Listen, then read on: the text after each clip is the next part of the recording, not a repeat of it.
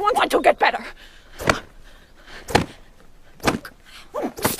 एक ऐसी बीमारी जिसका इलाज बहुत ही अजीब तरीके से किया जाता है। दोस्तों, यह एक रियल लाइफ साइकोलॉजिकल मूवी है जो कि एक world famous neurologist Sigmund Freud के साइको एनालिसिस के ट्रीटमेंट पर बेस्ड है, जिसे ए डेंजरस मेथड भी कहा जाता है। कार्ल युंग नाम का वो साइंटिस्ट जिन्होंने इस मेथड का सबसे पहले सबीना नाम की पेशेंट पर यूज किया था और आगे चलकर वही पेशेंट एक साइको एनालिसिस्ट बनी। दोस्तों, यह मूवी आपको जरूर पसंद आएगी। इस मूवी की शुरुआत होती है 1904 में स्विट्जरलैंड से। उसी वक्त हम देखते हैं सबीना को हॉस्पिटल में लाया जा रहा है, जिसे हिस्टीरिया की बीमारी थी। इस बीमारी में पेशेंट हंसना और रोना जैसे एक्टिविटी एक साथ करता है और इस हॉस्पिटल में सबीना का केस डॉक्टर यांग देखते हैं, जो कि सबीना की कंडीशन को देखने के बाद इस पर साइको एनालिसिस मेथड का यूज करते हैं। इस मेथड में डॉक्टर पेशेंट के पास्ट के बारे में पूछते हैं ताकि वो पेशेंट के बीमार होने का कारण जान सके। World association method doctor Freud के थ्योरी पर बेस्ड था। ये बस एक थ्योरी थी और इसलिए ज्यादातर डॉक्टर इस थ्योरी का यूज नहीं करते थे, लेकिन डॉक्टर यांग सबीना पर इस मेथड का यूज करने लगे और डॉक्टर यांग सबीना के पास्ट के बारे में पूछने लगे और उसके बीमार होने के कारण के बारे में पूछने लगे। इस दौरान डॉक्टर यांग सबीना के पीछे बैठते थे ताकि वो अपनी पास्ट बताने में डिस्ट्रैक्ट ना हो और वो फ्रेंडली होकर अच्छे से पास्ट के बारे में बता सके। इस दौरान डॉक्टर यांग को पता चलता है सबीना की इस हालत का जिम्मेदार और कोई नहीं बल्कि उसका अपना बाप है, क्योंकि बचपन में एक बार सबीना से गलती से एक प्लेट टूट गई थी, जिसके वजह से उसके पिता ने उसके कपड़े उतारकर उसके पीछे मारा था और तब से उसके पिता सभी गलतियों पर उसके पीछे मारकर उसे सजा देते थे। इस तरह के बुरे बर्ताव से सबीना पर काफी बुरा असर पड़ता था, लेकिन कहीं न कहीं उसके अनकॉन्शियस माइंड को ये सब अच्छा लगने लगा और सजा के प्रति वो एक्साइटेड होने लगी। जब सबीना बड़ी हुई तब वो सजा से और ज्यादा एक्साइटेड होने लगी, लेकिन कुछ समय बाद इस सजा का उसके दिमाग में गलत असर होने लगा और जिसके बाद उसे ये बीमारी हो गई। ये ही नहीं बल्कि सबीना के पिता एक बड़े बिजनेसमैन थे। वो सबीना के अलावा अपनी वाइफ और दूसरों बच्चों को भी इसी तरह टॉर्चर करते थे। डॉक्टर यांग के ट्रीटमेंट से जब सबीना ठीक होने लगी तब डॉक्टर यांग सबीना की मदद लेने लगे, क्योंकि सबीना एक पढ़ी लिखी लड़की थी। बाद में सबीना इस मेथड से बाकी पेशेंट को ठीक करने में डॉक्टर यांग की मदद करने लगी। इन सब के अलावा डॉक्टर यांग की मैरिड लाइफ काफी अच्छी थी। उनकी वाइफ एमा, जो कि एक बहुत बड़े बिजनेसमैन की बेटी थी, जो कि काफी अमीर थी। सबीना के ठीक होने के बाद सबीना एक साइकाइट्रिस्ट बनना चाहती थी। डॉक्टर यांग के कहने पर सबीना को हॉस्पिटल से रिलीज कर दिया गया। इसके बाद वह मेडिकल की पढ़ाई करने चली जाती है। इस मेथड के कामयाब होने से डॉक्टर यांग काफी खुश थे।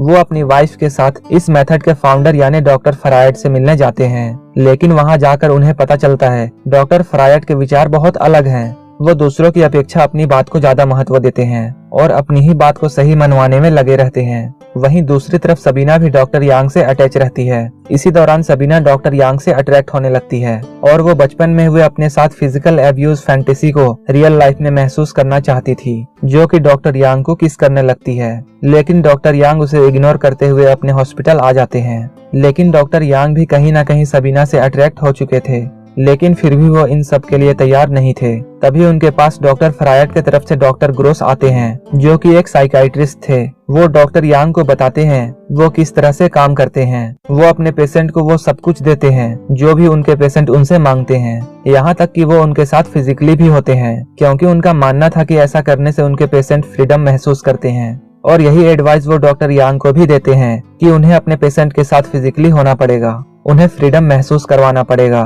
फिर डॉक्टर यांग डॉक्टर ग्रोस की बात मानकर सबीना के साथ फिजिकली होते हैं। लेकिन जब डॉक्टर यांग सबीना के साथ फिजिकली होते हैं, सबीना उनसे वैसे ही पीछे मारने को कहती है जैसे बचपन में उसके पिता उसे मारा करते थे। इसका मतलब ये था कि सबीना उस बीमारी से ठीक हो गई थी, लेकिन कहीं न कहीं उसके दिमाग में वो बचपन वाली फैंटेसी रह गई थी। ये चीज डॉक्टर यांग को काफी अजीब लगती थी। इस चीज के बारे में वो कई बार डॉक्टर फ्रायड से डिस्कस करते थे। डॉक्टर फ्रायड उन्हें बताते हैं सबीना को अनकंट्रोलेबल प्लेजर लेने की आदत है, जिससे कि वो उस फैंटेसी को एंजॉय करती है। इसके अलावा डॉक्टर यांग को कुछ नए रिसर्च भी करने थे और इसलिए वो डॉक्टर फ्रायड से मदद मांगते हैं, लेकिन डॉक्टर फ्रायड उन्हें मना कर देते हैं क्योंकि उन दोनों के विचार नहीं मिलते थे। उसी वक्त सबीना डॉक्टर यांग से एक बच्चे के लिए कहती है, लेकिन ये बात सुनकर डॉक्टर यांग सबीना को मना कर देते हैं। जब सबीना इस बात के लिए उन पर प्रेशर बनाती है तब डॉक्टर यांग उससे रिलेशन तोड़ लेते हैं और उससे बात करना बंद कर देते हैं। लेकिन कुछ टाइम बाद सबीना फिर से डॉक्टर और पेशेंट का रिश्ता बनाना चाहती थी,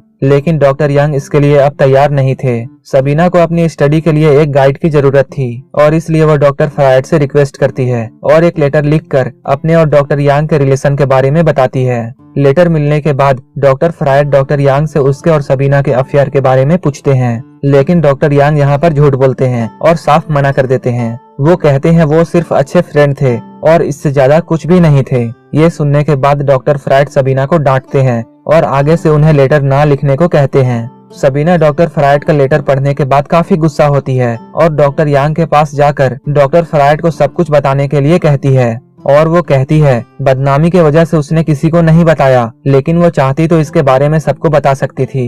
ये सुनकर डॉक्टर यांग फ्रायड को एक लेटर लिखकर सब कुछ सच बता देते हैं। सच्चाई जानने के बाद डॉक्टर फ्रायड सबीना से मिलने के लिए राजी हो जाते हैं। इसी के साथ डॉक्टर यांग की वाइफ एमा को भी उनके रिलेशन के बारे में पता चल जाता है। इसके बाद डॉक्टर यांग और डॉक्टर फ्रायड अपनी नई टीम के साथ अपने साइको एनालिसिस प्रोजेक्ट की कामयाबियों को दुनिया के सामने लाने के लिए अमेरिका जाते हैं। लेकिन वहाँ भी डॉक्टर फ्रायड और डॉक्टर यांग की बातों में एकता दिखाई नहीं देती है और उनके विचार एक दूसरे से अलग होते हैं। एक दूसरे के विचार अलग होने के कारण ये दोनों एक दूसरे से अब नहीं मिलने लगते हैं। डॉक्टर फ्रायड लेटर लिखना और डॉक्टर यांग को जवाब देना भी बंद कर देते हैं। फ्रायड के ऐसे करने से डॉक्टर यांग को काफी सदमा लगता है और इसी कारण वो डिप्रेशन में भी चले जाते हैं और जिसके बाद डॉक्टर यांग फिर से सबीना के साथ अफेयर शुरू कर देते हैं। लेकिन डॉक्टर यांग अपनी वाइफ को भी छोड़ना नहीं चाहते थे और इसलिए सबीना ही वहाँ से वियना चली जाती है, जहाँ जाकर वो एक रशियन डॉक्टर से शादी कर लेती है। और कुछ टाइम बाद जब वो प्रेग्नेंट होती है तब वो डॉक्टर यांग और एमा से मिलने वापस आती है